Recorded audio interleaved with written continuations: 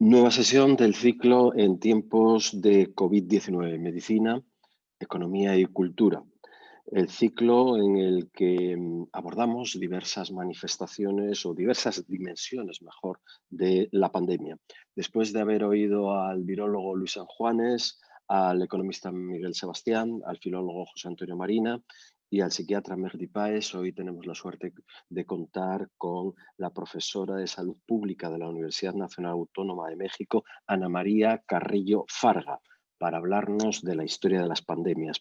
Porque esta no es la primera, precisamente. A lo largo de la historia de la humanidad ha habido gran número de pandemias. Algunas han sido causadas por bacterias, otras por virus y otras por razones económicas, políticas, sociales y ambientales profundas.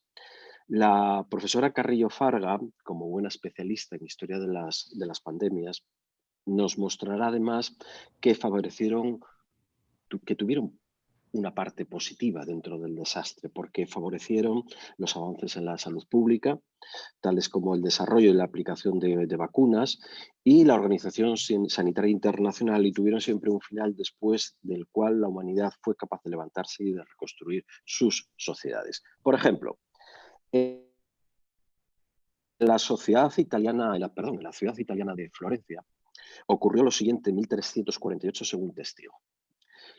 Para curar la enfermedad, escribió ese testigo, no parecía servir ni consejos de médicos ni mérito de medicina alguna, bien porque la naturaleza del mal no lo consintiera o bien porque a la ignorancia de los medicamentos se escapase el origen del daño y el modo de atajarlo. Adquirió aquella peste mayor fuerza porque los enfermos la transmitían a los sanos al comunicar con ellos, como el fuego a las cosas, secas o empapadas, que se le acercan mucho. Y aún esto se agravó al extremo de que no solo el hablar o tratar a los enfermos producía a los sanos enfermedad y comúnmente muerte, sino que el tocar las ropas o cualquier objeto sobado o manipulado por los enfermos transmitía la dolencia al tocante.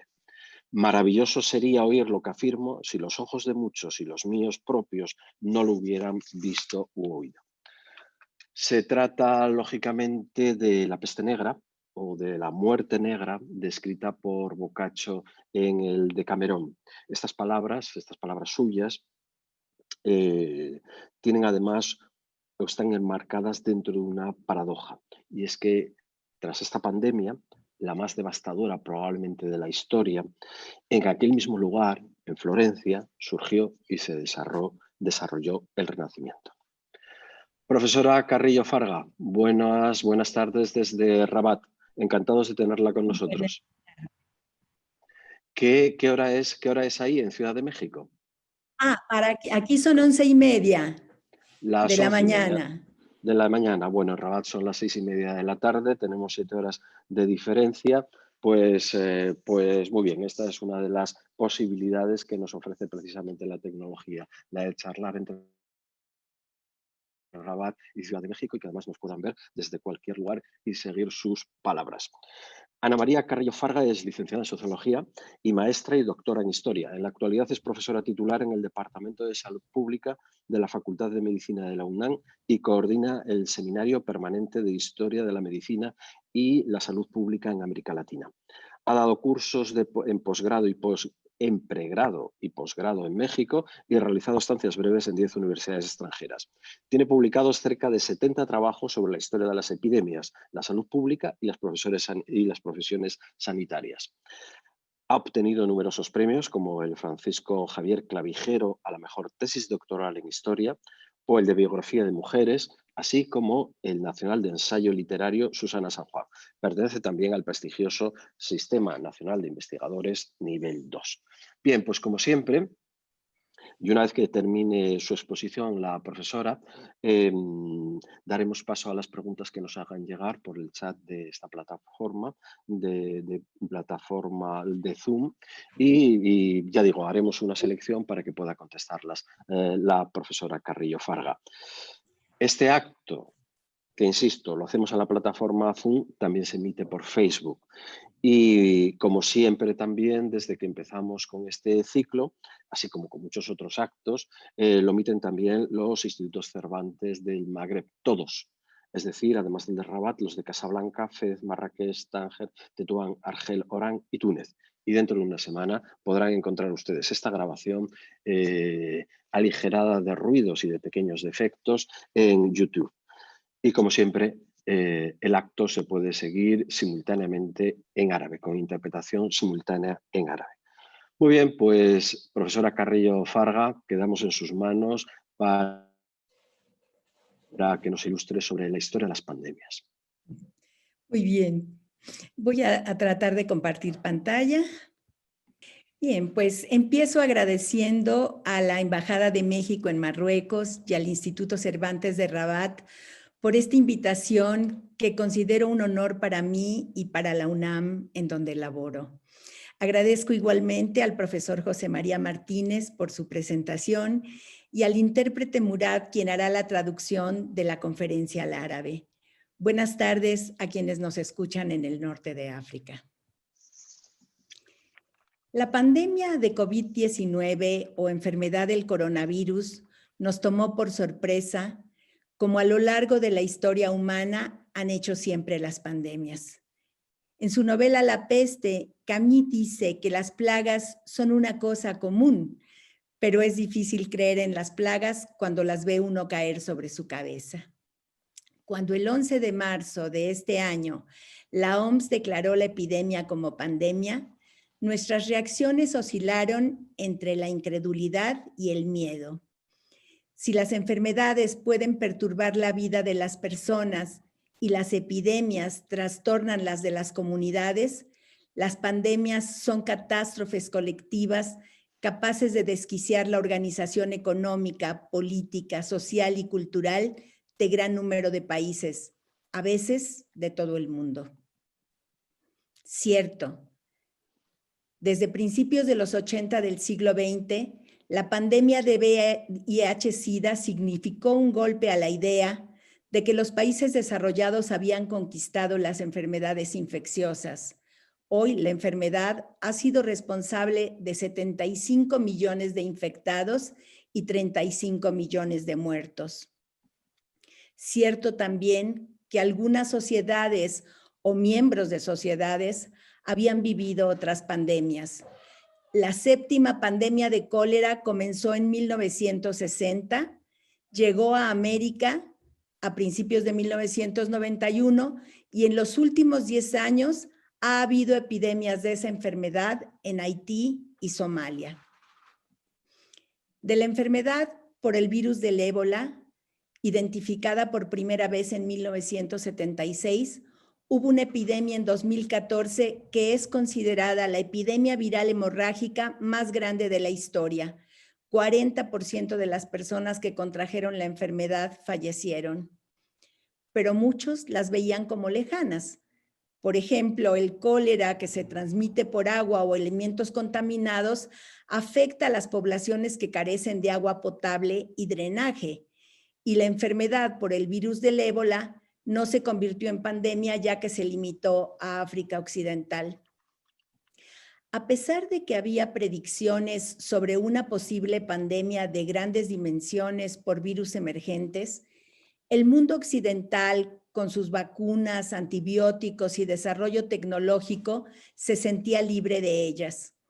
Era algo que pertenecía al pasado o que afectaba a los países subdesarrollados. Hoy, la COVID-19 golpea a gran escala al llamado mundo occidental. Hasta ayer había provocado 1,5 millones de muertes. Con las primeras noticias, los historiadores teníamos la sensación de estar viviendo algo que creíamos no íbamos a conocer más que en las fuentes escritas. Había quienes pensaban que las últimas pandemias habían ocurrido en la Edad Media y quienes creían que la humanidad nunca había vivido algo semejante. Cuando se comprendió que esta es una situación extraordinaria en nuestras vidas, pero común en la historia de la humanidad, hubo interés por la historia de las pandemias. La historia ayuda a poner las cosas en perspectiva. Como dice el historiador Frank Snowden, las pandemias son un momento para hacer un alto y mirar el pasado y el futuro. Podemos estudiar las pandemias del pasado con nuestras preocupaciones del presente, o bien analizar la actual emergencia sanitaria con una perspectiva histórica. Por ejemplo, pienso que ahora los historiadores podemos acercarnos con más facilidad a las vivencias de generaciones pasadas ante las emergencias sanitarias. A lo largo de la historia de la humanidad, ha habido gran número de pandemias. Estas han impresionado a las poblaciones y conmovido a los escritores y artistas, quienes las han convertido en protagonistas de sus obras. La primera pandemia de peste, conocida como plaga de Justiniano, fue la pandemia de la antigüedad, como la muerte negra lo fue de la Edad Media. Las pandemias de cólera fueron características de la industrialización y la COVID-19 lo es de la globalización. Algunas de ellas han sido causadas por bacterias, como la peste bubónica o el cólera, otras por virus, como la influenza o el SIDA. Pero las enfermedades son fenómenos complejos. Las pandemias no han estado solo relacionadas con los microbios. Detrás de ellas ha habido también causas económicas, políticas, sociales y ambientales profundas. Y a su vez, ellas han alterado la vida de los habitantes de gran número de países. Encontramos su eco en la actual emergencia sanitaria. La mayor parte de los libros sagrados de las primeras grandes culturas de la humanidad describieron plagas. Estas estuvieron ligadas al hambre y a la guerra y con no poca frecuencia cambiaron el desenlace de esta. Es el caso de la Gran Peste de Atenas entre 430 y 427 antes de nuestra era, que ocurrió durante la guerra del Peloponeso entre Atenas y Esparta, descrita por Tucídides, quien dice que llegó desde Etiopía. Las epidemias nunca han sabido de fronteras ni las han respetado. Para el historiador James Logren, Tucídides comprendió el impacto que la epidemia tuvo en la derrota de los atenienses. No había entonces una clara distinción entre la medicina y la religión y recurrían a ambas.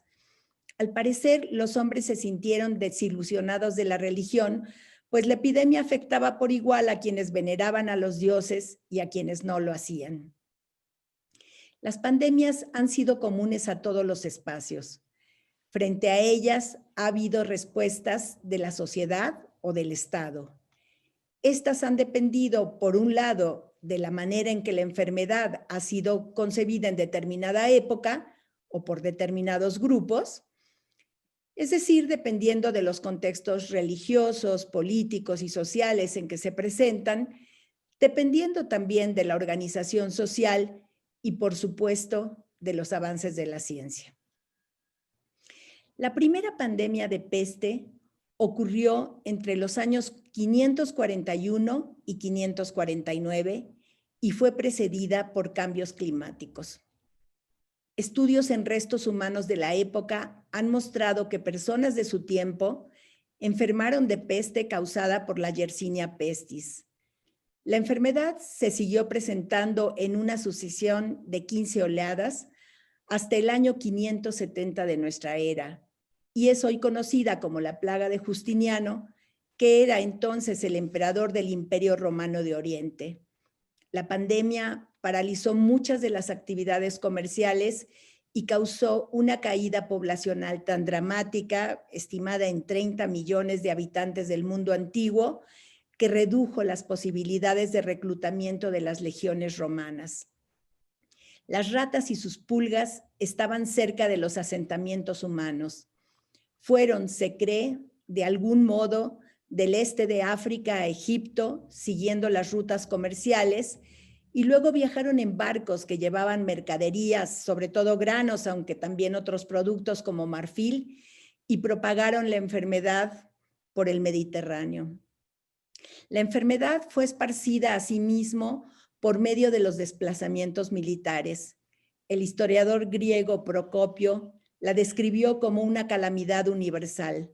Relata que los cuerpos descompuestos en las calles eran enterrados en tumbas colectivas, algo que se repetiría en muchas epidemias, o lanzados al mar, y los remedios de Hipócrates y Galeno, como baños, descanso, dieta, no tenían efecto.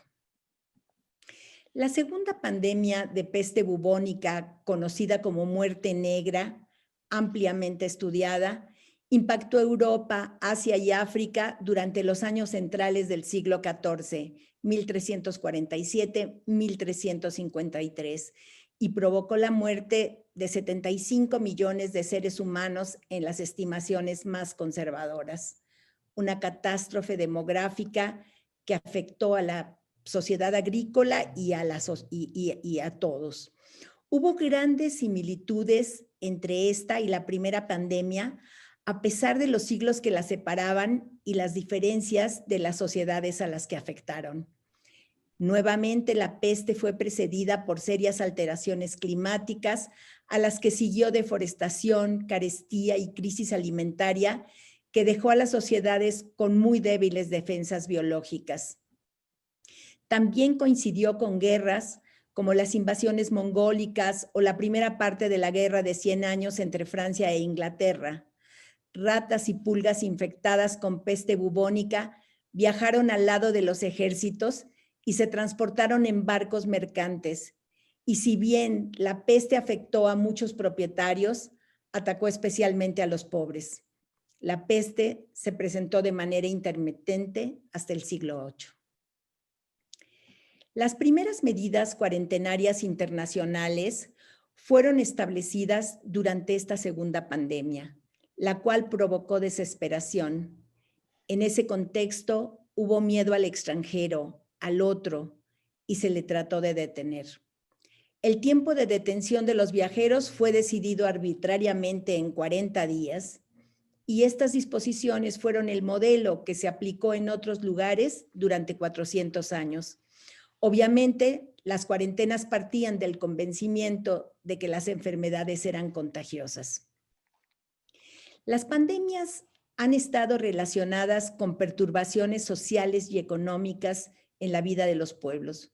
Un caso estudiado también por varios historiadores es el de la llegada de la viruela a América durante la conquista militar del Imperio Español en el siglo XVI.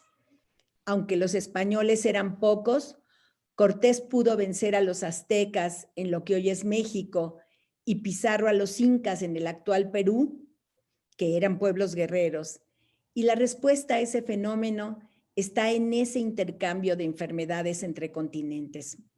La viruela era una enfermedad con la que los indígenas no habían estado en contacto y contra la que, por lo tanto, no tenían inmunidad, y provocó una catástrofe demográfica. Algunos estiman que murieron alrededor de 50 millones de indígenas, y de acuerdo con el padre Motolinía, los efectos de la enfermedad fueron agravados por la guerra misma, el abandono de actividades productivas e incluso el desánimo que causó la derrota militar.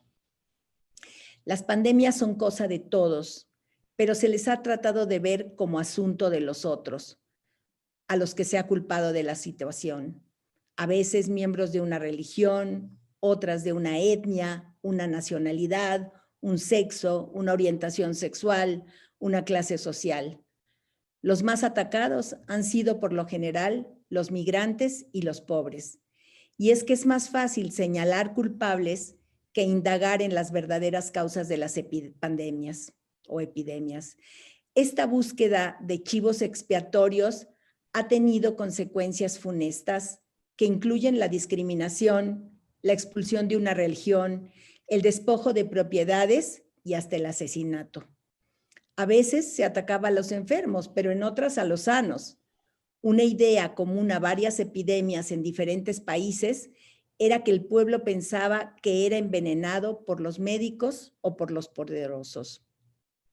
Louis Chevalier y Asa Briggs, que iniciaron una tradición que presta atención a la manera en que las sociedades reaccionaron ante las epidemias y les hicieron frente, vieron al cólera como un ejemplo de padecimiento creado por la industrialización, con la extensión del comercio y el desarrollo del transporte y su afectación de ciudades donde había un rápido proceso de urbanización y las pobres condiciones de las habitaciones y lugares de trabajo de gran parte de la población. Fue la epidemia clásica del siglo XIX. Autoridades administrativas, médicos, caricaturistas, periodistas y gente común dejaron testimonios a partir de los cuales los historiadores escribimos nuestras historias.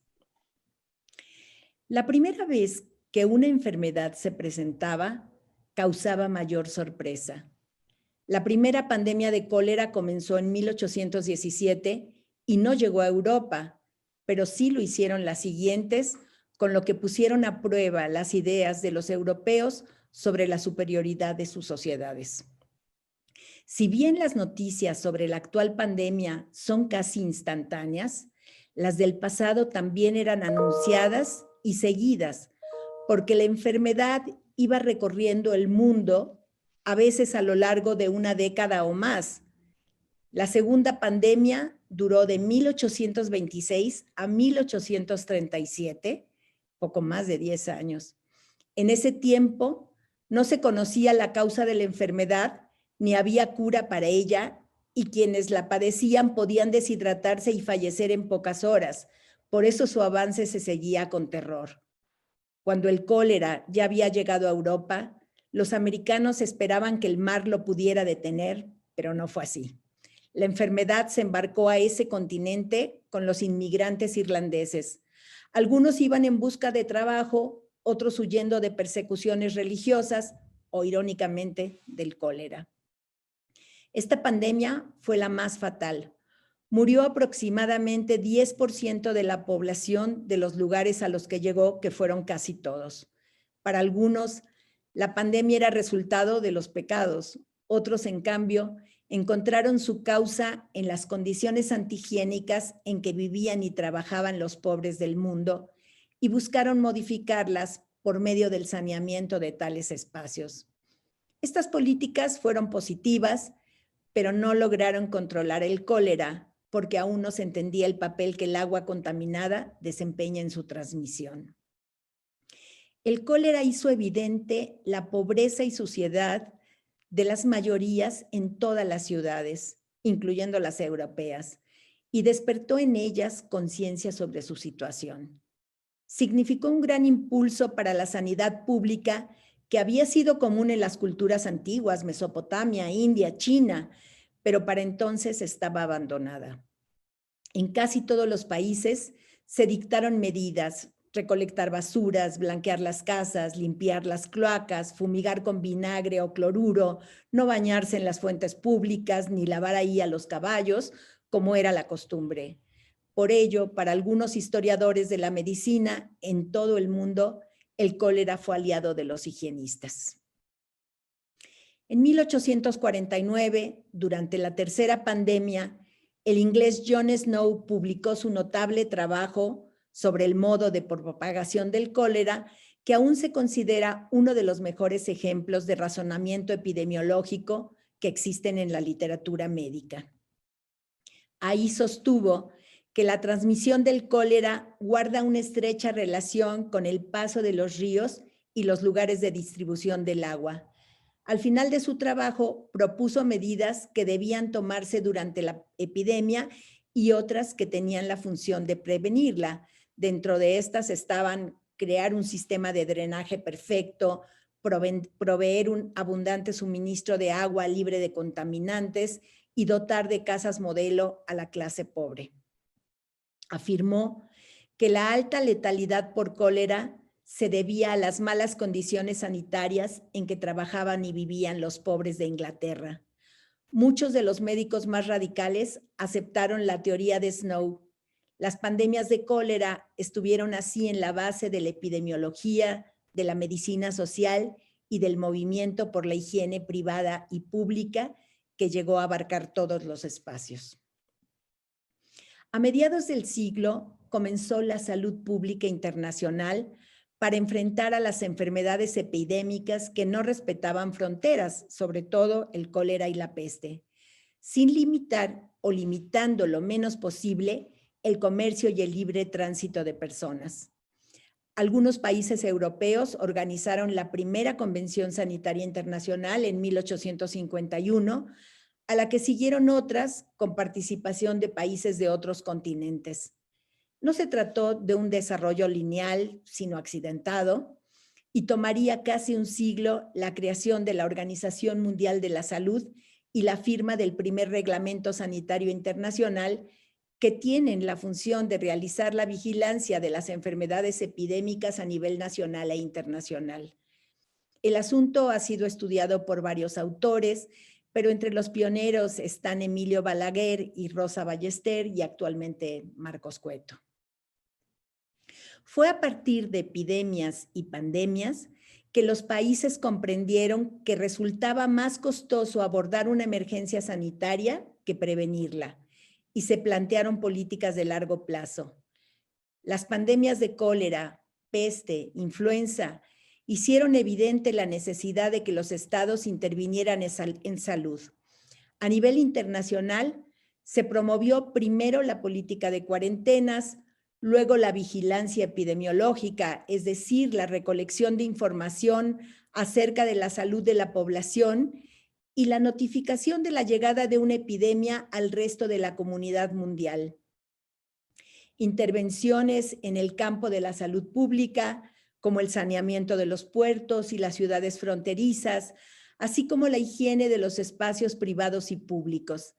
También la creación en los diferentes países de ministerios dedicados exclusivamente a la sanidad y la elaboración y la promulgación de códigos sanitarios. Por último, propiciaron la creación de organismos sanitarios internacionales permanentes y desde 1951 la firma del Reglamento Sanitario Internacional. Es significativo que algunos higienistas se hayan referido a las pandemias como sus aliadas.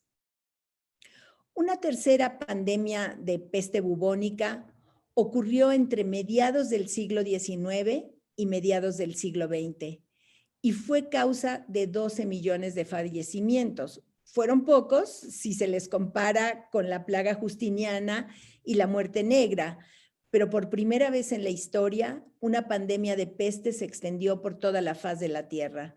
Como las anteriores, las epidemias formaron una trilogía con el hambre y la guerra. Fue precisamente durante los años más intensos de esta pandemia que hubo avances de la ciencia que posibilitaron no solo la explicación de la enfermedad, sino la organización de la respuesta, pues Yersin había identificado al microbio que la causa, en este caso una bacteria. Se había mostrado que la enfermedad se transmite a través de las pulgas de la rata y los médicos contaban ya con 2 vacunas preventivas y un suero curativo. Se actuó sobre el individuo, pues hubo desde entonces, como dije, vacunas y sueros, pero también a nivel colectivo, buscando a la Yersinia pestis, destruyendo a las pulgas y a las ratas y aislando a los enfermos. En estas y otras pandemias llegó a haber rebeliones que en general no eran causadas por las epidemias, sino por las estrictas medidas sanitarias, destrucción de viviendas, aislamiento forzado en lazaretos con separación de familias, cuarentenas que impedían el tránsito de personas. Chandavarkar ha estudiado el caso de la India.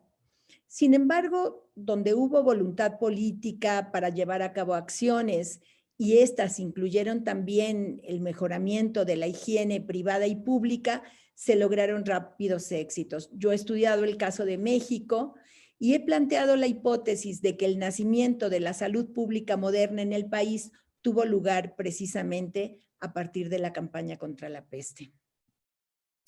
La última gran emergencia sanitaria global antes de la que hoy vivimos se presentó hace 100 años. Se trató de la gripe o influenza de 1918-1919, que por cierto no fue la primera pandemia de esta enfermedad, de la que hay estudios en varios países del mundo, entre otros los de Terence Ranger para África, los de María Isabel Porras Gallo para España o los de Adriana Álvarez para Argentina, pero quizá el número de estos trabajos no sea proporcional a la cercanía en el tiempo y al impacto que la pandemia tuvo. A lo largo de 2 años, infectó a 1/3 de todos los habitantes de la Tierra y mató, hoy se estima, a 50 millones de ellos. Esta pandemia despertó nuevo interés, primero en 2009 con la llegada de la pandemia de influenza H1N1 y en nuestros días, al ser aquella la más grave emergencia sanitaria anterior a la que hoy vivimos. Los europeos llevaban 4 años sumidos en la Primera Guerra Mundial, estaban cerrando apenas las fosas de los caídos cuando tuvieron que abrir otras para los fallecidos por esta enfermedad. La gripe fue favorecida por el hambre y las migraciones provocadas por la guerra y a su vez causó un agravamiento de la crisis política, social y sanitaria. En el caso de la influenza de 1918, no hubo clase social, profesión, grupo de edad o sexo que lograra ponerse al abrigo de la enfermedad.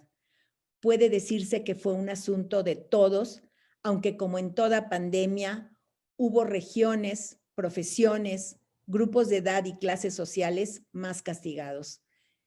Quienes vivían congregados o hacinados, como presos, internos, militares y estudiantes, los profesionales de la salud y los servidores públicos, pero sobre todo los pobres.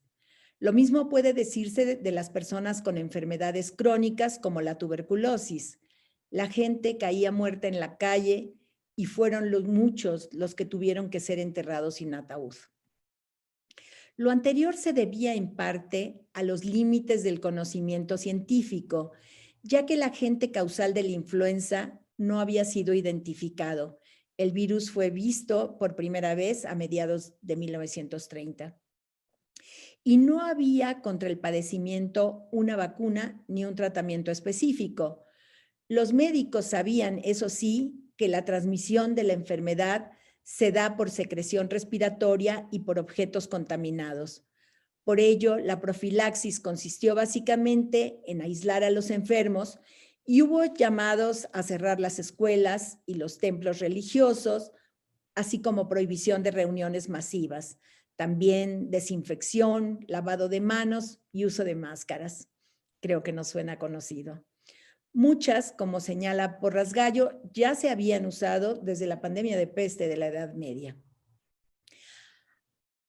A pesar de los 70 y casi 40 años de experiencia que respectivamente tenían entonces las autoridades políticas y sanitarias de Europa y América en materia de salud pública internacional, fue prácticamente nula la capacidad de respuesta unificada de los países ante 3 sucesivas oleadas de influenza en su forma pandémica, porque debido a la Primera Guerra Mundial, las reuniones habían sido interrumpidas. Detrás de cualquier pandemia del pasado hubo, además de conflictos sociales, una crisis ecológica. Pero la de COVID-19 obliga a volver los ojos a la destrucción sistemática que especialmente en los últimos tiempos, como humanidad, hemos hecho de la naturaleza, de la que por otro lado somos parte. Tal destrucción es responsable de las enfermedades emergentes o reemergentes de las últimas décadas. Casi todas las enfermedades transmitidas por mosquitos se iniciaron por la deforestación, la agroindustria y la cría industrial de animales. La deforestación ejerce una presión insostenible sobre los hábitats de los animales y los obliga a movilizarse. Así empezó el ébola y es también el caso de la enfermedad por el virus del Zika, el cual fue identificado por primera vez en 1947 en un mono rhesus del bosque tropical de Zika, en Uganda. 5 años después, se dio el primer caso de contagio en humano y 6 décadas más tarde, la primera epidemia en los Estados Federados de Micronesia. Hace 5 años, la OMS confirmó su presencia en América, donde la urbanización, las deficiencias en el sistema de salud y las inequidades sociales han contribuido a su propagación. En la actualidad, es ya una pandemia en curso con transmisión activa en 33 países que afecta a cerca de 600 millones de personas. Dice Josep Lluís Barona que toda enfermedad infecciosa es consecuencia de una pérdida del equilibrio microbiano entre el individuo y su entorno, y que hay que salir del reduccionismo virológico para ver la crisis del ecosistema.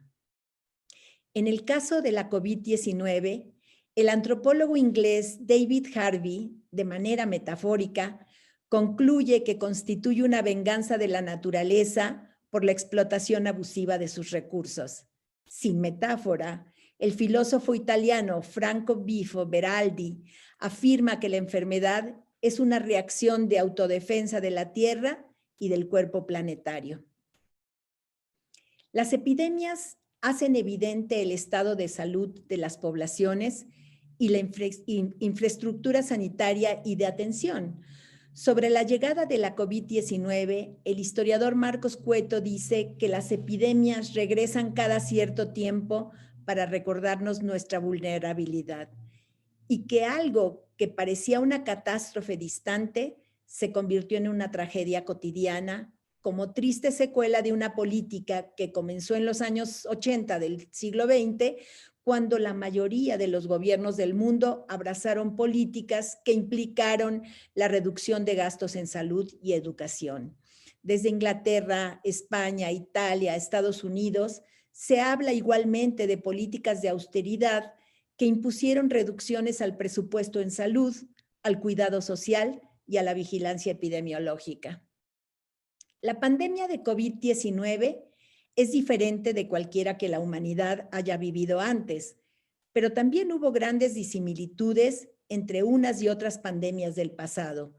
Por pensar en ejemplos extremos, la primera pandemia de peste del siglo VI, la segunda del siglo XIV o la tercera del XIX, ocurridas, como hemos relatado, a finales de la antigüedad, a finales del medioevo y en la época capitalista.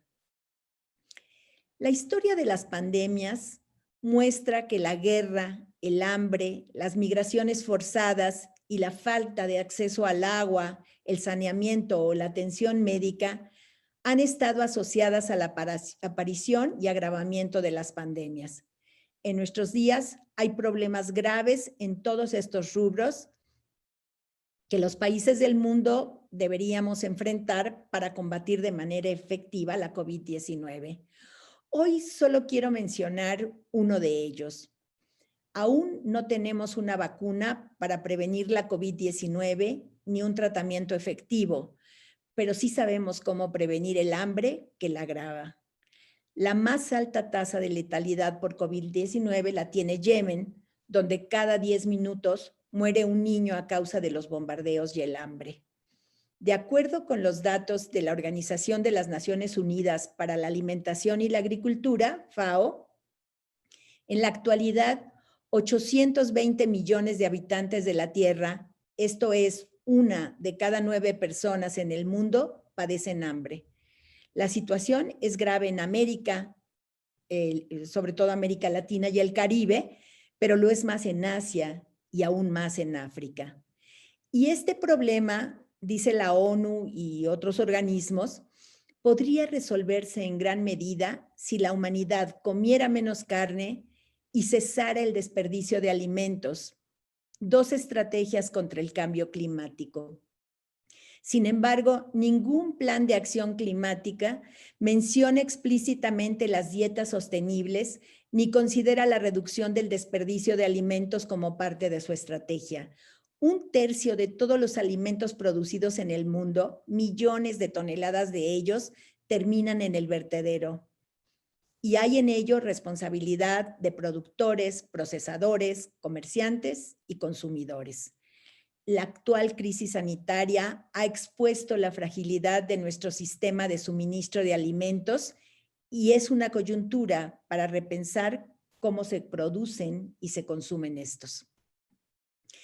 Quizá la pandemia de COVID-19 sea una oportunidad para cumplir los objetivos del milenio, erradicar la pobreza y el hambre, lograr la educación primaria universal, promover la igualdad de género y la autonomía de la mujer, reducir la mortalidad en la infancia, mejorar la salud materna, combatir el VIH-Sida, la malaria y otras enfermedades, para seguir un nuevo modelo acorde con los objetivos del desarrollo sostenible que al tiempo que proteja el medio ambiente y la biodiversidad, garantice la equidad en salud, la justicia social y la expectativa de un nivel de vida adecuado. Y quizás sea igualmente la coyuntura para que los estados recuperen su papel rector en salud y retomen la atención primaria de salud y garanticen la cobertura universal de salud. Es alentador que, aunque quizá hoy parezca interminable, las pandemias siempre han tenido un final, después del cual la humanidad ha sido capaz de levantarse y de reconstruir sus sociedades con resiliencia, es decir, con capacidad para sobreponerse a las adversidades, lo mismo que lo ha hecho después de las guerras o de las catástrofes. Muchos pensadores, políticos, científicos, trabajadores, historiadores y ciudadanas creemos que hay esperanza. La feminista estadounidense Judith Butler propone reimaginar el mundo. El crítico cultural esloveno Slavoj Žižek espera que se propague el virus de la solidaridad y cooperación global. El profesor de filosofía chileno Gustavo Yáñez González se pregunta, ¿no será tiempo de la invención de otras relaciones con lo vivo? Para el médico psiquiatra venezolano José León Uzcategui, el reto es construir una nueva manera de vivir, con formas alternativas de producir, conocer y convivir con los otros seres humanos y con la naturaleza. El filósofo italiano Bernardi habla del tiempo que vendrá y Marcos Cueto de un futuro inclusivo. Y creo que al construir ese futuro vale la pena considerar los conceptos del buen vivir y la felicidad nacional bruta que nos han legado pueblos originarios de América y de Asia. Sumak Kawsay, el buen vivir, es también definido como la vida en plenitud.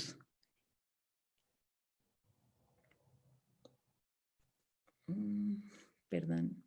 Es una expresión quechua referida a una cosmovisión ancestral. Sus principios son que sin sabiduría no hay vida. Todos venimos de la madre tierra, la vida es sana, la vida es colectiva y todos tenemos un sueño. El movimiento social latinoamericano lo ha retomado como una propuesta política y social. Incluso el buen vivir se ha incorporado a la legislación de Ecuador y Bolivia e incluye aspectos como satisfacción de necesidades, amar y ser amado, disponer de tiempo libre y ampliación de libertades. Por otro lado, a diferencia del Producto Interno Bruto, la felicidad nacional bruta trata de medir no solo el progreso material, sino también el físico, el espiritual y el social. También es conocido como Índice Bután porque fue acuñado por el rey de ese país en 1972. Bután fue pionero en hacer de la búsqueda de la felicidad una política de Estado. La conciben como un fenómeno colectivo. Los elementos en que se basa, entre otros, son la educación. En Bután, toda la educación es gratuita. El desarrollo sostenible e igualitario, el establecimiento de un buen gobierno, la preservación de valores culturales, la conservación del medio ambiente, el uso del tiempo y muy especialmente la salud, cuya privatización está prohibida. Algunos países han intentado incorporar esta lección que da Bután al mundo y se han realizado conferencias internacionales. Se lee en la página de la Organización Mundial de la Salud. En el ámbito internacional, reflejar la felicidad nacional bruta en la política podría fomentar la salud tal como la define la Carta de la OMS, al reconocerse la función del medio ambiente, la sostenibilidad ecológica, la buena gobernanza y los determinantes sociales.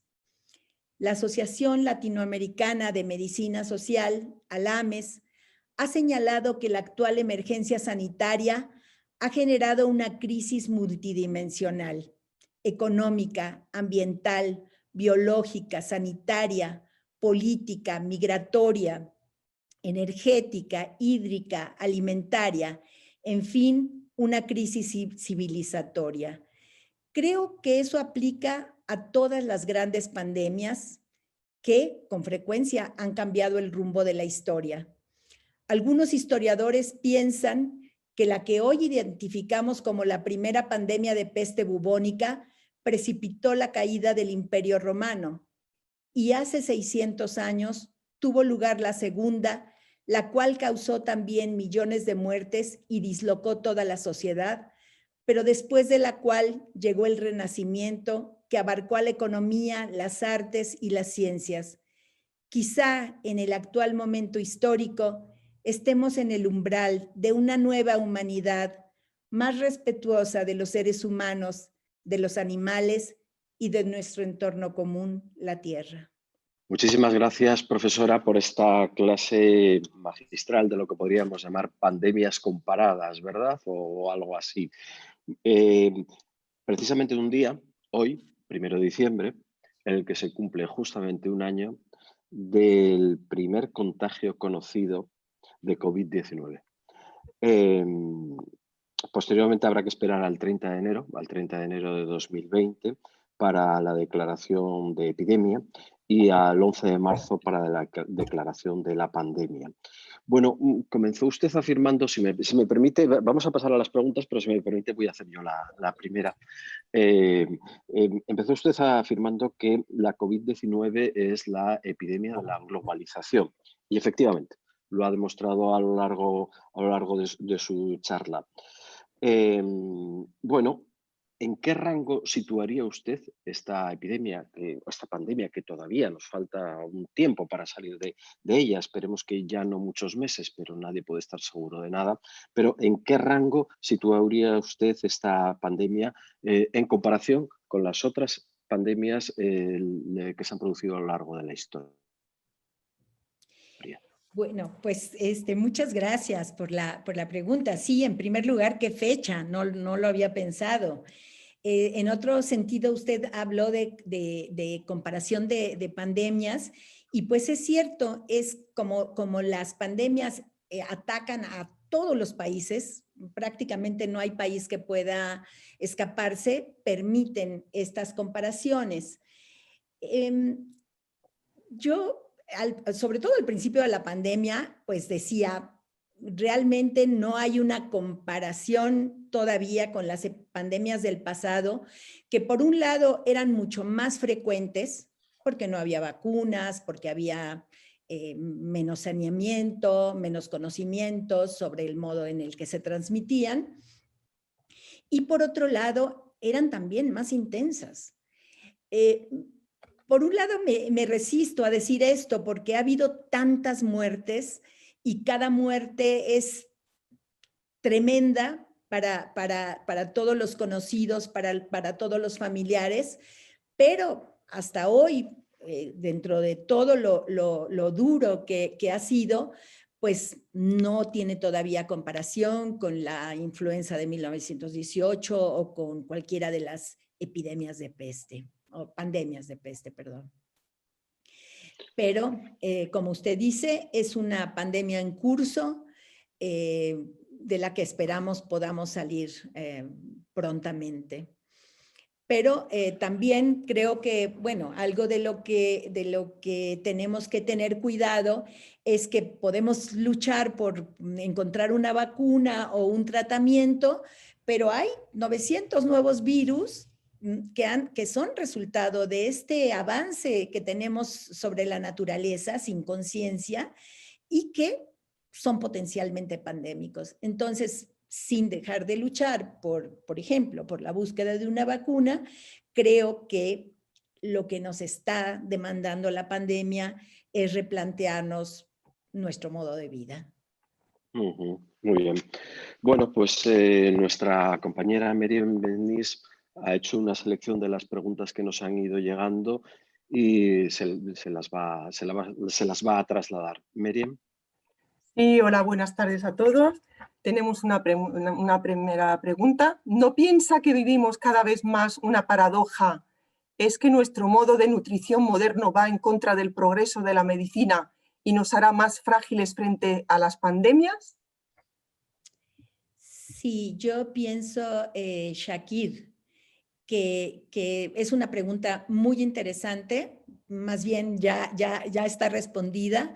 Creo que en efecto, y nos lo dice la FAO, los dos grandes extremos problemáticos que tenemos es, por un lado, todos esos millones de habitantes de la Tierra que tienen hambre, y por otro, el número de personas con sobrepeso, obesidad, a causa de un consumo inmoderado. Y además, el hecho de alimentos transgénicos, alimentos industrializados y cada vez menos lo natural. Así que yo creo que sí, Shakir, que en la pregunta estaba ya la respuesta. Muy bien. Tenemos otra pregunta. ¿Debemos temer el bioterrorismo? Bueno, esa es una pregunta complicada. Yo no me atrevería a decir nada en este caso de la COVID, pero, pero sí se ha dicho, está en publicaciones científicas, que habría la posibilidad de bioterrorismo en el caso de la viruela, que como seguramente saben quienes nos escuchan, es la única enfermedad que ha sido erradicada del planeta, ¿sí? Pero que se piensa por diferentes indicios que podría en algún momento ser utilizada como bioterrorismo. La posibilidad de bioterrorismo existe, pero no me atrevería de ninguna manera a comentar algo respecto de la COVID-19. Muy bien. ¿Es posible que una nueva pandemia amenace la humanidad? Sí, como decía, se han identificado cerca de 900 nuevos virus que podrían ser potencialmente pandémicos, pero esperemos que eso no suceda. Muy bien. Además de que, bueno, Sí. tenemos pandemias en curso, perdón, como antes dije, ¿verdad? Realmente un asunto de las pandemias es que se olvida por esa emergencia, porque epidemia en su etimología quiere decir visitar. Ajá. Las enfermedades que visitan a la comunidad, que son diferentes de las endémicas, las que residen en ella. Pero hay la tendencia cuando hay una epidemia o una pandemia a que descuidemos las otras enfermedades. Y bueno, sabemos que ahora hasta por el miedo de ir a los hospitales en casi todo el mundo, por la atención de COVID, ha habido un atraso en operaciones o en tratamientos que hay que tomar en cuenta. Muy bien. ¿Otra pregunta más, José María? ¿Se puede? Sí, sí, por favor. Sí. ¿En qué se diferencia esta pandemia de COVID-19 a la pandemia de la gripe española? Bueno, creo que hay semejanzas y diferencias. Una de las semejanzas es que tenemos incertidumbres. Tenemos todavía incertidumbres, no tenemos una vacuna, no hay un tratamiento específico, pero sí hay tratamientos más efectivos que los que había en 1918. Y se diferencia, por ejemplo, en que hoy sí está identificado el virus, lo que no sucedía en la pandemia de influenza, como comenté. Pero los mecanismos de transmisión son parecidos y los medios de prevención también lo son. Yo siempre insisto, quizá porque tengo un origen de socióloga, y por mi pertenencia también a la Asociación Latinoamericana de Medicina Social, yo digo, bueno, es bueno que nos digan hay que lavarse las manos, es una buena recomendación, pero de nuevo, hay millones de personas en el mundo que no tienen agua. Entonces, lo que nos están diciendo la pandemia es que hay una sola tierra y que todos tenemos que estar bien para que los demás puedan estarlo. Muy bien, pues yo creo que podemos terminar, profesora, con este mensaje final muy claro y que además nos abre un poco de esperanza en medio de una situación en la que desde hace justamente un año, a partir de hoy, ha habido ya 64 millones de casos confirmados, de contagios confirmados y casi 1,5 millones de muertos.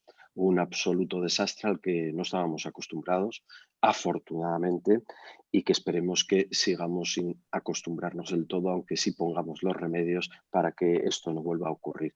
Y usted nos ha dado además algunos consejos y algunas reflexiones para que efectivamente esto no ocurra. Muchísimas gracias desde Rabat, profesora. Saludos para los amigos de Ciudad de México y esperemos tenerla de nuevo con ustedes. La verdad es que para nosotros el mayor placer hubiera sido tenerla aquí, en este salón de actos del Instituto Cervantes de Rabat. Incluso creo que hubo una pequeña confusión y le llegamos a enviar un billete de avión, pero no son las mejores circunstancias para poder viajar y hacer un viaje tan largo. Así que por lo menos hemos podido tenerla mediante videoconferencia y ha sido un placer escucharla y conocer y que nos dé a conocer también sus sabios consejos. El próximo y el último acto en relación con este ciclo sobre la COVID-19, medicina, economía y cultura será el próximo 10 de diciembre, también a las 6:30 de la tarde, hora de Rabat. Y en este caso tendremos a Marina Garcés, filósofa y ensayista y profesora universitaria, que nos hablará de otras estrategias para pintar el cuadro. Detrás de este título metafórico, desde esta metáfora, lo que se encuentra es que le hemos pedido a una filósofa de gran relevancia además y con mucha obra por delante, pero también con mucha obra hecha, le hemos pedido que nos trace un poco el panorama de cuál podría ser la era post-COVID para terminar este ciclo. Y como siempre, muchísimas gracias a todos los que lo han seguido, tanto a través de Zoom como de Facebook, y por supuesto a los que lo sigan en el futuro en el universo de YouTube. Buenas noches a todos. Buenas noches y muchas gracias, profesora. Buenas noches, muchas gracias.